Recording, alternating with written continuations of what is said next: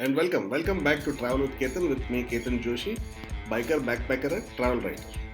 I'm the author of the Three Men on Motorcycling series and five other books of the Amigos and several other books. And today I will be continuing on doing my video book rendition of my second book, Three Men Ride Again, the Amigos Ride to Spiti. This is episode 13? 13? Yeah, it's 13. It's episode 13 of this book. And if you haven't seen the earlier episodes, you really should check them out. We started from Chandigarh and rode all the way into Spiti Valley. We explored Spiti Valley and came down the most exciting pass of Kunzumla and then crossed another very exciting pass of Rohtangla and came down to Manali, where we are right now staying at the Ride Inn. So without any further ado, let's get straight to it. Episode 13 of Three Men Ride Again.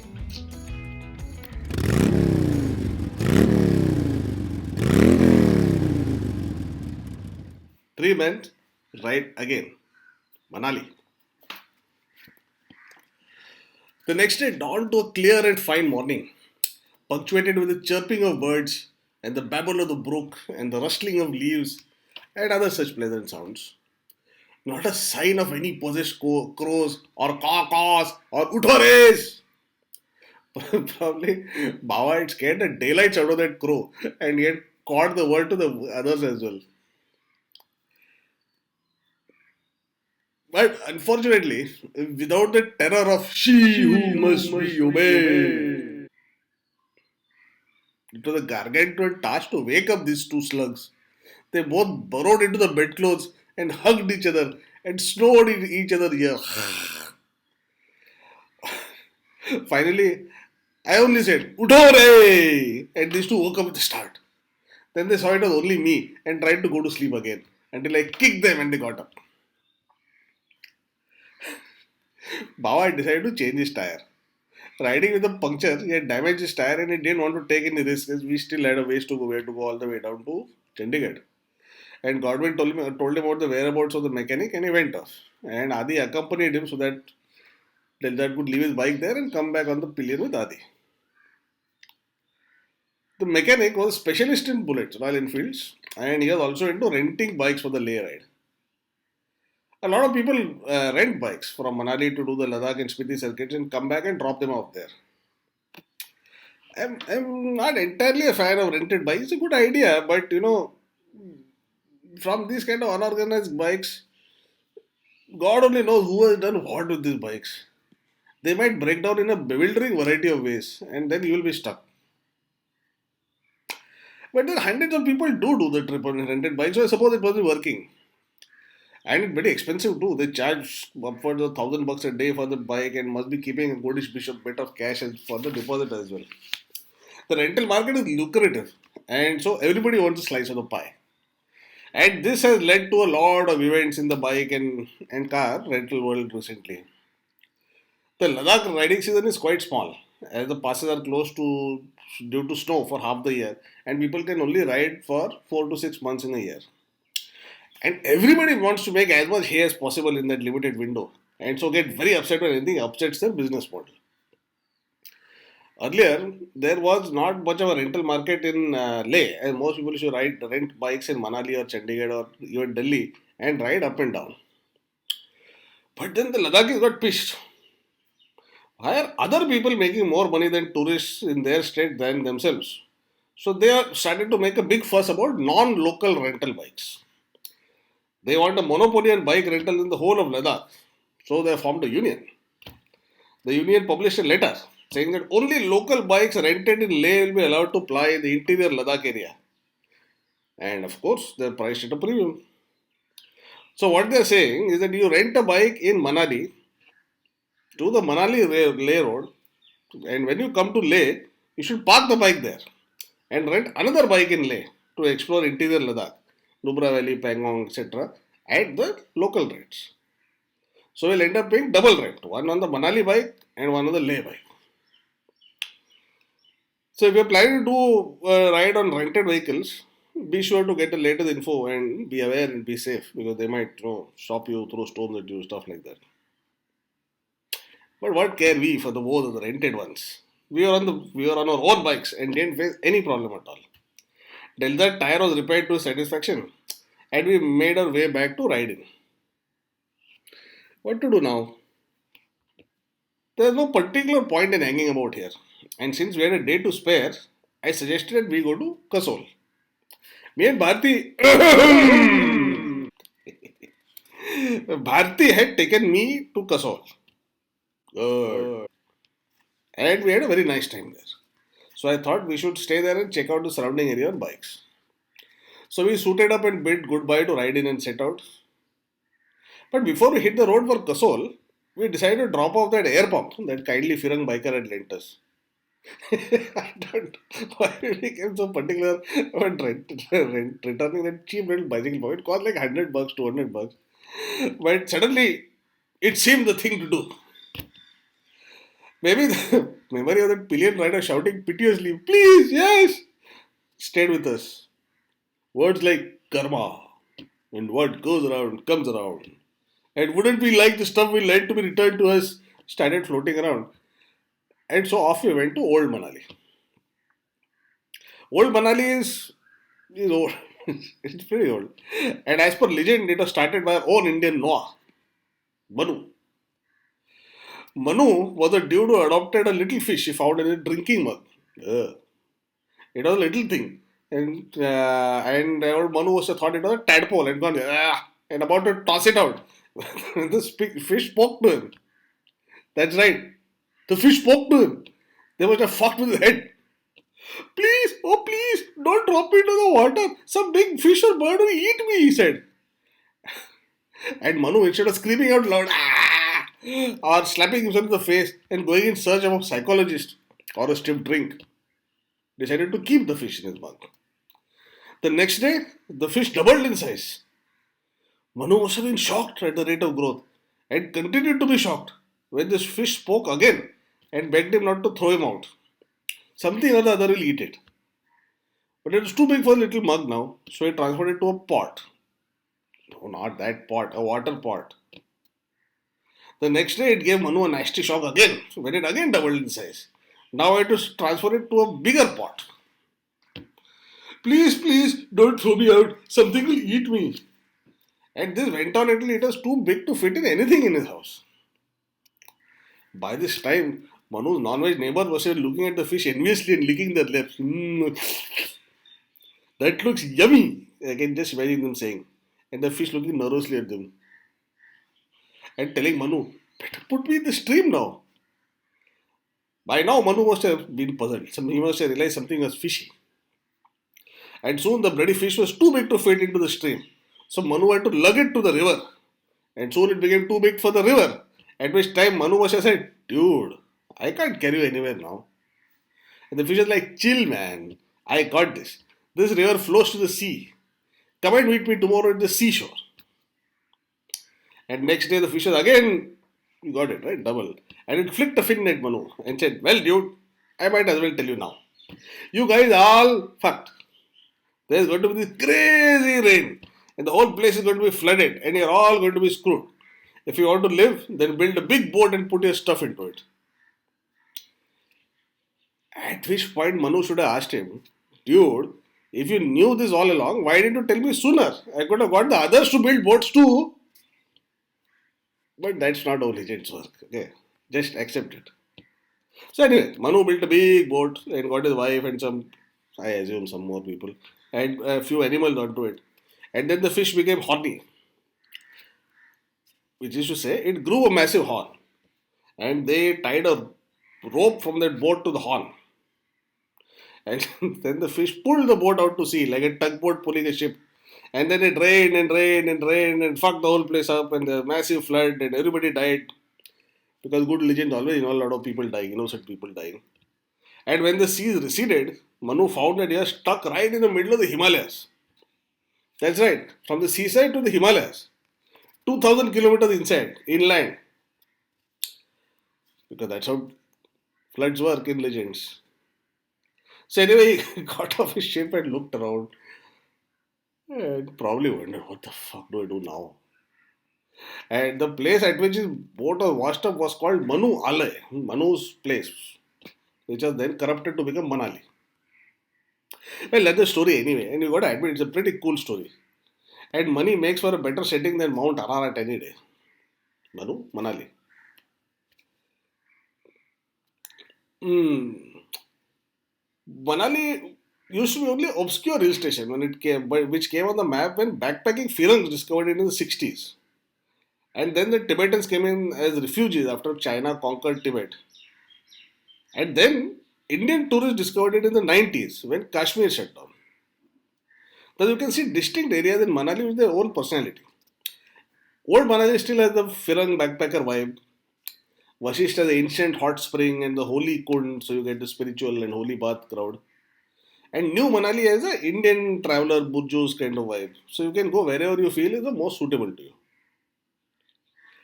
We entered Old Manali and were immediately charmed by the place.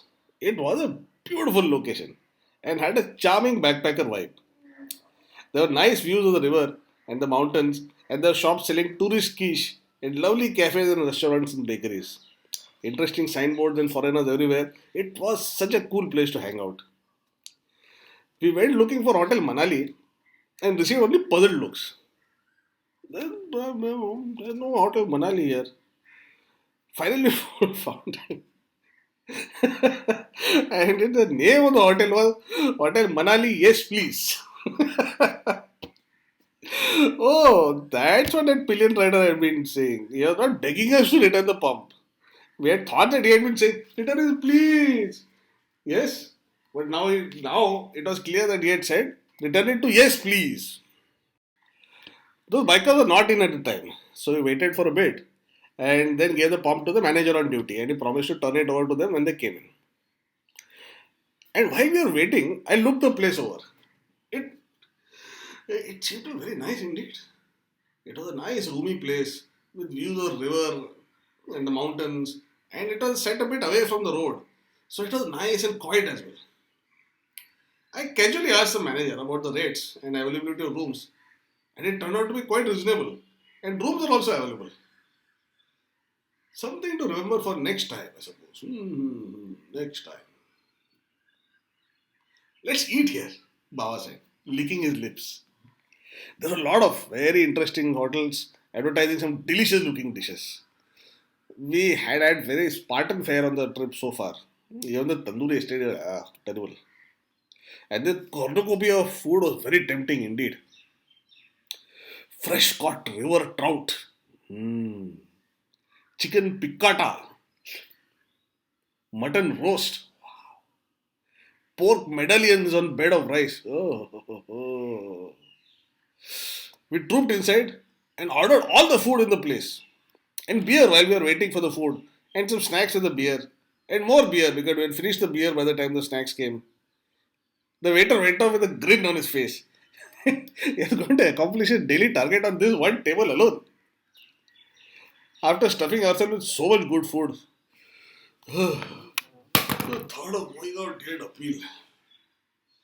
This place is definitely worth staying for a day or two.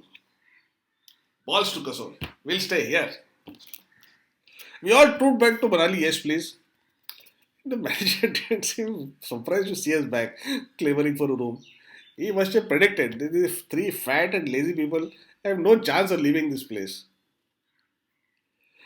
We relaxed in the room for some time, like boa constrictors digesting their weekly deer, and then set out in the evening to explore Old Manali. The main thing in Old Manali is the Hidimba temple, so we went off there.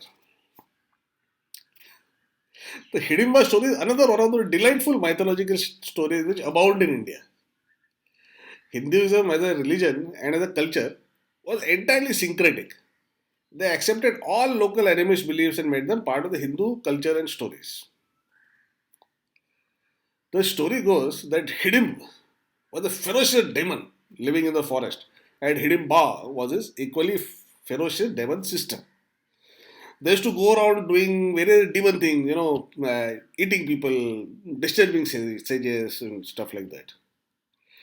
One day, the great strongman hero Bhim was wandering around in that forest, and Hidim saw him and probably yelled, "Fee, fi, fo, fum," or "Be he alive or be he dead, I'll grind his bones to make my bread," or something equally villainous, and attacked them.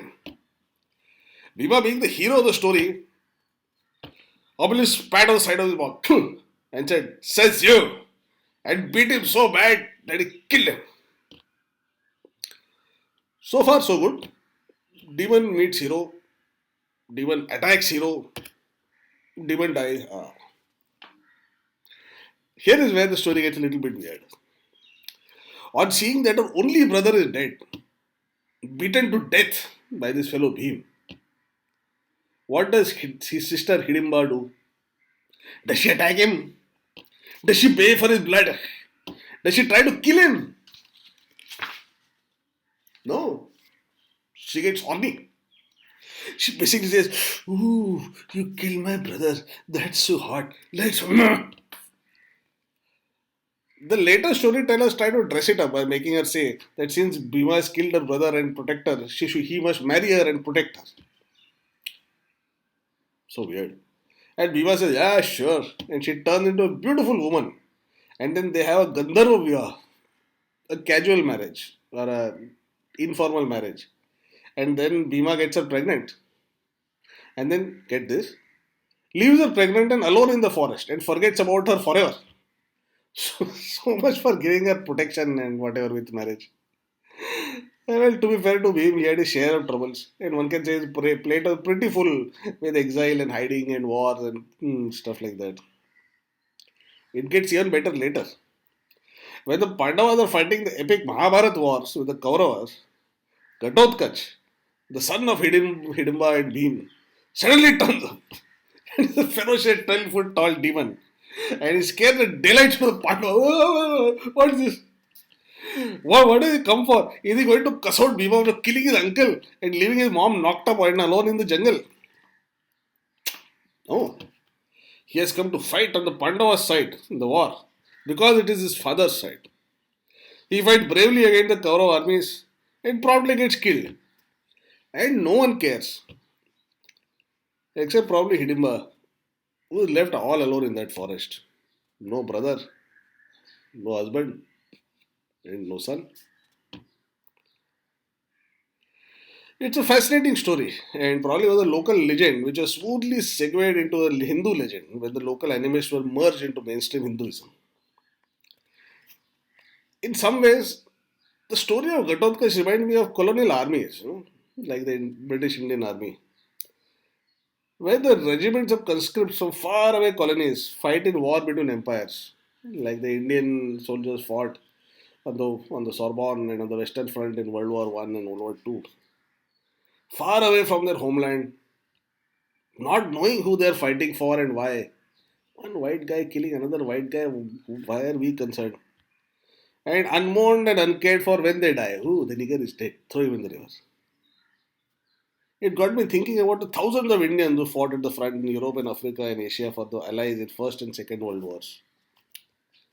They literally had no idea who and where they were fighting. They couldn't speak the language of either their masters, no English, or their opponents, no German, and no one gave a fuck when they died in their thousands. All the British government did was to make a statue to the unknown soldier and light a torch in front of him. Hidimba temple is pretty cool. It's built in a pagoda kind of style.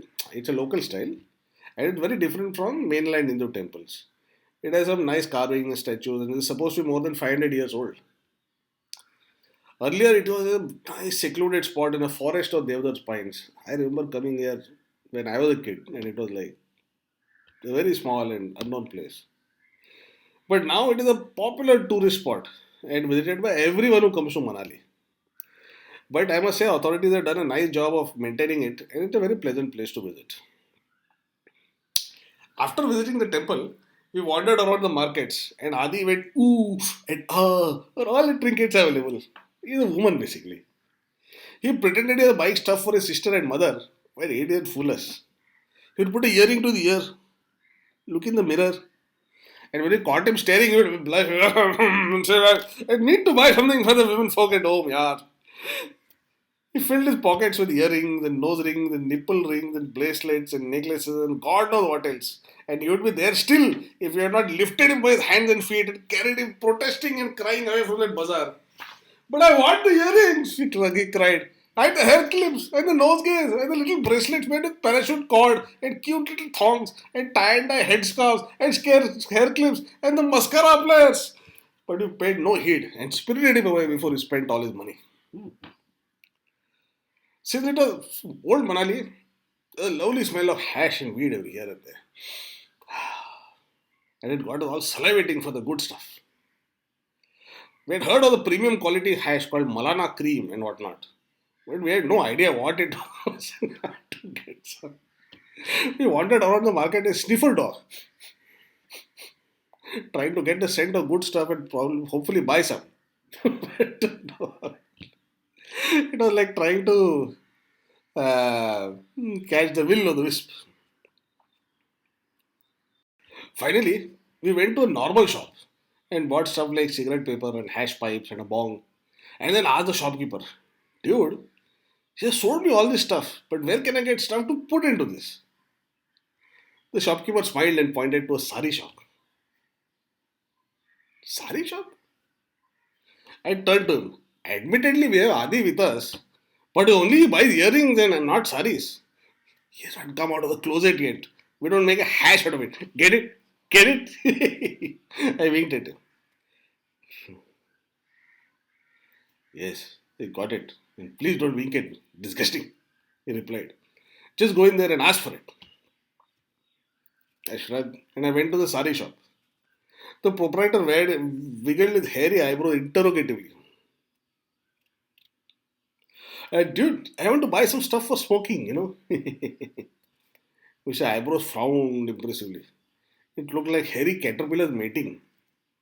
And he growled, what nonsense! We don't sell any stuff here.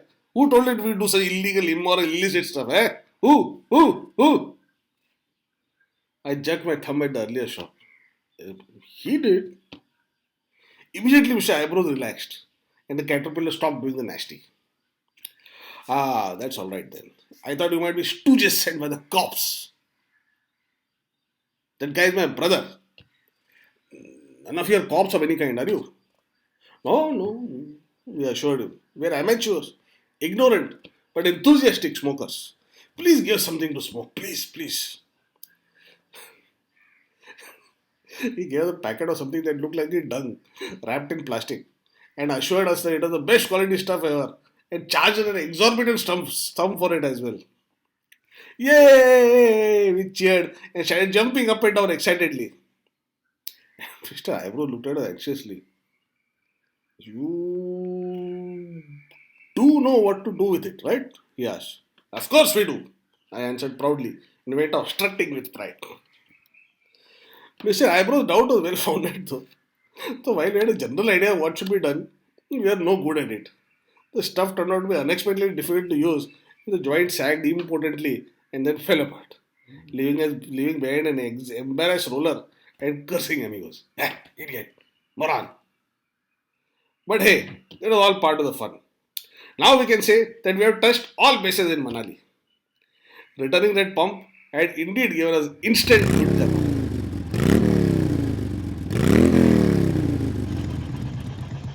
That was this chapter of the book.